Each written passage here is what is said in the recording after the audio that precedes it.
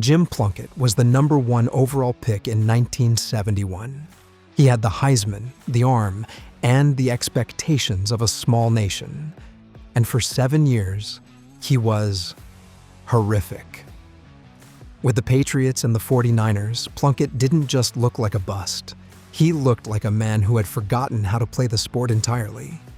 He threw more interceptions than a blindfolded toddler at a birthday party. By 1978, he was a backup for the Raiders, essentially a clipboard holder with a nice pension plan. Then, the starter got hurt. Plunkett stepped in, and suddenly the bust was throwing lasers. He didn't just save his career, he won 2 Super Bowls and a Super Bowl MVP. He went from being the poster child for wasted potential to a Raiders icon. It's the football equivalent of a movie flopping at the box office and then winning an Oscar 10 years later on DVD. But if you think Plunkett's wait was long, wait until you see the guy who sat on the bench for so long, he probably forgot what his jersey felt like. My guy Steve Young is a Hall of Famer. He's a 3-time Super Bowl champ. He's a legend. But in 1985, Steve Young was a disaster. After a stint in the USFL, he joined the Tampa Bay Buccaneers, a team that was essentially a professional organization, in name only. Young went 3-16 as a starter. He threw 11 touchdowns and 21 interceptions. People weren't calling him the next Joe Montana. They were calling him the next guy at the unemployment office. He was traded to San Francisco for a 2nd and 4th round pick. Basically, the NFL version of trading a Ferrari for a used lawnmower and a pack of gum. He sat behind Montana, learned the system, and the rest is history. He went from a dual-threat bust who couldn't read a defense to the most efficient passer the league had ever seen. Speaking of being stuck behind a legend, what happens when you're a first-round pick who can't even get on the field? Alex Smith is the patron saint of the "it's not me, it's you" breakup. Drafted #1 overall in 2005, ahead of some guy named Aaron Rodgers, Smith spent his first 6 seasons in San Francisco being absolutely mediocre. He had a different offensive coordinator every single year. Imagine trying to learn a new language every 12 months while 300-pound men try to sit on your head.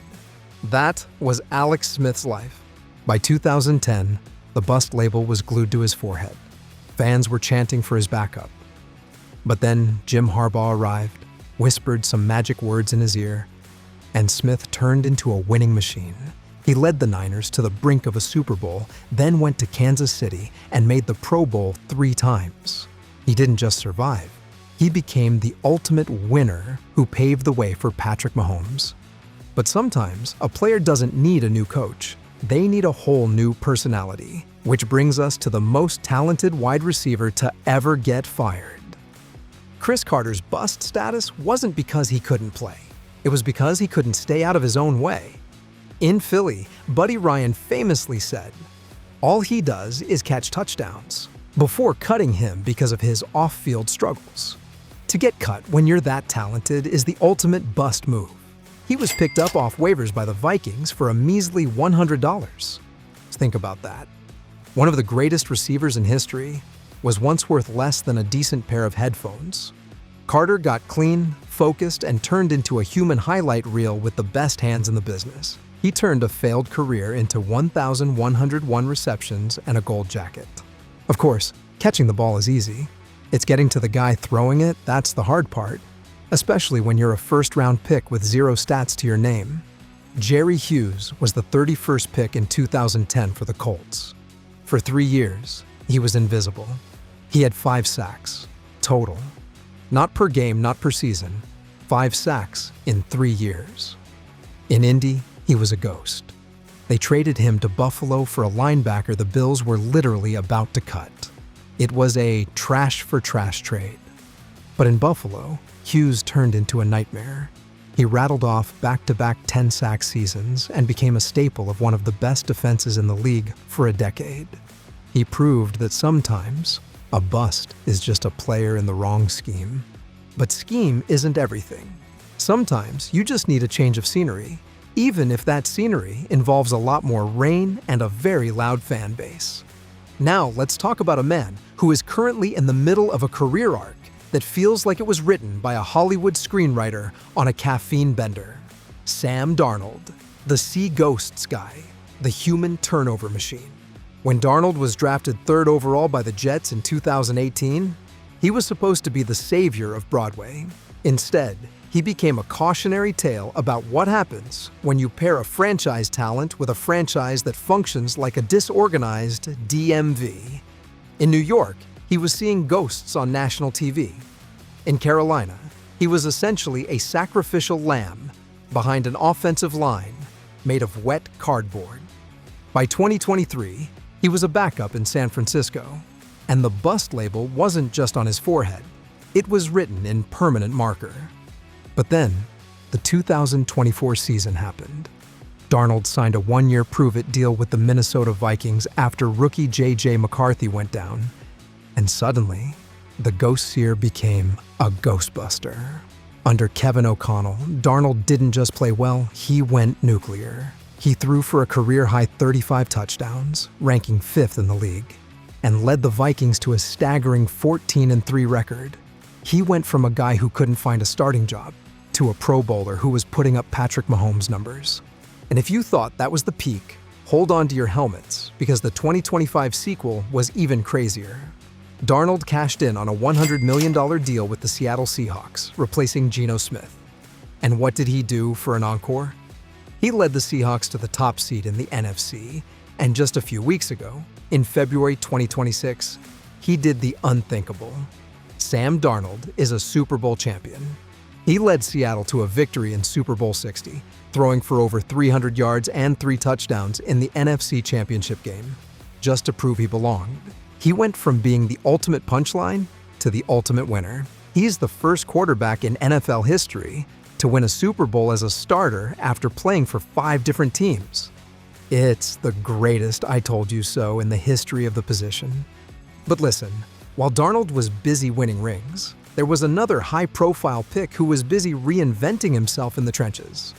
If you think it's hard to change your reputation as a quarterback, try doing it when you're a 300-pound lineman who was told he didn't belong in the league. Thomas Jones was the 7th overall pick for the Cardinals in 2000. For 3 years, he was underwhelming. He was labeled soft. He couldn't stay healthy. Arizona gave up on him, trading him to Tampa, who then let him walk to Chicago. Usually, when you're on your 3rd team in 4 years as a top 10 pick, you're done. Instead, Jones became a workhorse. He rushed for over 1,200 yards for 5 straight seasons across 2 different teams. He finished his career with over 10,000 rushing yards. He didn't just shed the bust label, he ran right over it and left it in the dust.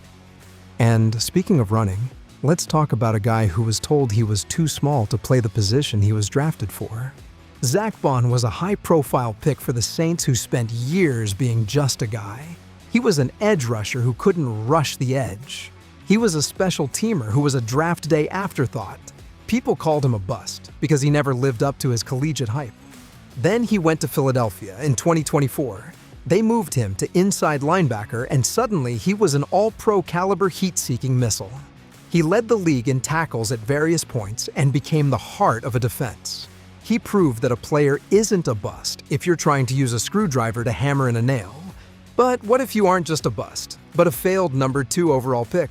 That's a lot of pressure to overcome. Robert Gallery was supposed to be the greatest offensive tackle prospect since the invention of the wheel. The Raiders took him 2nd overall in 2004. He was awful at tackle. He was getting beat by speed rushers like he was standing still. He was a bust of epic proportions. But instead of quitting, he moved inside to guard. And at guard, he was a monster. He played another 7 years at a high level, becoming one of the most reliable interior linemen in the AFC. He wasn't the Hall of Fame tackle they wanted, but he became the star guard they needed. Okay, now we have to talk about the man who was so bad for so long. His comeback feels like a glitch in the Matrix. Rich Gannon was drafted in 1987. He didn't become a star until 1999. Think about that timeline. Most NFL players are retired and coaching high school ball by their 12th season. Gannon was a journeyman, a backup, a guy people forgot existed. He was a bust as a starter for the Vikings and the Chiefs. Then he hit his mid-30s, joined the Raiders, and won an MVP He went to 4 Pro Bowls and a Super Bowl. He is the ultimate proof that your bust status has an expiration date if you're willing to outwork everyone else.